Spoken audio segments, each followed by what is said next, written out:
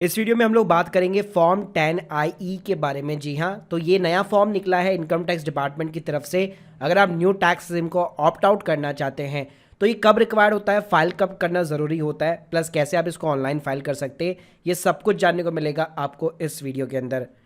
Video को guys शुरू करने से पहले बताना चाहूँगा, अगर आप एक टैक्स कंसल्टेंट के थ्रू बहुत ही अफोर्डेबल कॉस्ट के ऊपर ITR फाइलिंग की सर्विस लेना चाहते हो तो लिंक इन द डिस्क्रिप्शन। पहले बात करते हैं कि फॉर्म 10IEA आखिर होता क्या है। तो जैसे मैंने बताया कि आपको अगर new tax system opt out करनी है तो ये फॉर्म आपको फाइल करना पड़ेगा, लेकिन हर केस में फाइल करने की जरूरत नहीं है। ये तभी आपको फाइल करना है अगर आप बिजनेस इनकम से रिलेटेड ITR फाइलिंग करते हैं, यानी अगर आप नॉर्मली ITR 1 या ITR 2 फाइल करते हैं तो ये फॉर्म को आपको फिलअप करने की जरूरत नहीं है। आप अनलिमिटेड टाइम्स जो है न्यू टैक्स सिस्टम से ऑप्ट आउट कर सकते हैं और नेक्स्ट ईयर वापस न्यू टैक्स सिस्टम में अडॉप्ट भी कर सकते हैं।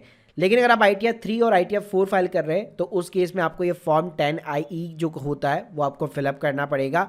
लेकिन ध्यान रखिएगा, इसकी कुछ कंडीशंस ये है कि लाइफ में सिर्फ आपको एक बार मौका दिया जाता है इस फॉर्म को फाइल करने का। अगर एक बार आपने ऑप्ट आउट कर लिया न्यू टैक्स सिस्टम से तो वापस आप रोल बैक नहीं कर सकते, यानी वापस नेक्स्ट फाइनेंशियल ईयर या सेम फाइनेंशियल ईयर के अंदर आप न्यू टैक्स सिस्टम के अंदर वापस नहीं आ पाएंगे। तो यहाँ पे आपको पता होना चाहिए कि आप रियली ओल्ड टैक्स सिस्टम आपके लिए ज़्यादा बेनिफिशियल है कि नहीं है। अगर नहीं है तो सिंपली कंपैरिजन कीजिए, टैक्स एक्सपर्ट को हायर कीजिए, उनकी सलाह लीजिए, उसके बाद में ही ये फॉर्म यहाँ पे फाइल कर। देखिए फाइल कैसे होगा, तो आपको सबसे पहले पोर्टल के ऊपर यहाँ पे लॉगिन कर लेना है। यहाँ पे आपको जाना है ई फाइल के अंदर, यहाँ पे आपको मिलेगा income tax form, file income tax form के ऊपर आपको क्लिक करना है। तो यहाँ पे आप देख सकते हैं सबसे पहले जो है फर्स्ट नंबर के ऊपर आपको फॉर्म 10IEA मिल जाता है। फाइल नाउ बटन के ऊपर आपको क्लिक करना है। यहाँ पे आपको सेलेक्ट करना है अपना असेसमेंट ईयर 2425, कंटिन्यू बटन के ऊपर क्लिक करना है, लेट्स गेट स्टार्टेड बटन के ऊपर क्लिक करना है। अब सबसे पहला क्वेश्चन ही ये पूछेगा कि आपके बिजनेस की इनकम है, क्योंकि मैंने बताया था ये तभी आपको फाइल करना है जब आप ITR 3 या ITR 4 वगैरह आप फाइल कर रहे हैं।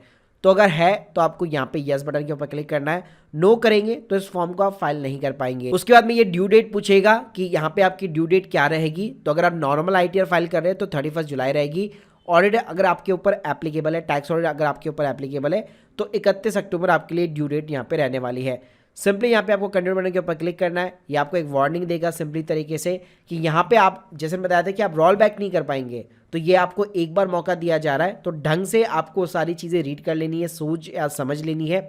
उसी के बाद में आपको ये कंफर्मेशन प्रोवाइड करके फॉर्म 10IE को यहाँ पे सबमिट करना है। जैसे आपका एक फॉर्म 10IE यहाँ पे सबमिट हो जाता है तो उसके बाद में एक एक्नॉलेजमेंट नंबर जनरेट हो जाता है और वो आप यहाँ पे नोट डाउन कर सकते हैं। तो उसका क्या काम होता है कि जब यहाँ पे आप अपनी ITR 4 या ITR 3 फाइल करते हैं, मैं आपको दिखा देता हूँ। यहाँ पे आप देख सकते हैं जब आपको यहाँ पे ऑप्ट आउट करना होता है, तो अगर आप मान लीजिए ऑप्ट आउट करना चाहते हैं तो आपको yes button, yes within the due date के ऊपर क्लिक करना है।